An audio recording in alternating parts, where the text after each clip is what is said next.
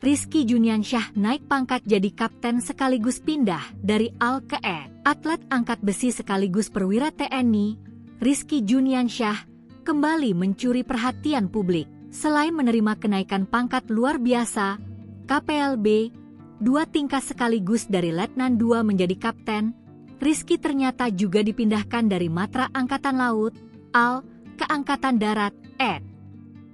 Rizky mendapat penghargaan tersebut setelah meraih medali emas dan memecahkan rekor dunia di SEA Games 2025, Thailand. Panglima TNI Jenderal Agus Subianto memberikan KPLB 2 tingkat, yang kemudian diumumkan langsung oleh Presiden Prabowo Subianto saat menyerahkan bonus atlet SEA Games di Istana Negara, Jakarta, Kamis, 8 Januari 2026. Usai menerima bonus, Rizky mengaku terharu hingga menangis. Selain kenaikan pangkat yang fenomenal, Rizky juga mengonfirmasi perpindahannya ke TNI Angkatan Darat. Padahal, ia baru saja dilantik sebagai perwira TNI AL pada 27 November 2025 melalui jalur Dikmapa Prajurit Karir, PK, Keahlian Khusus Siber.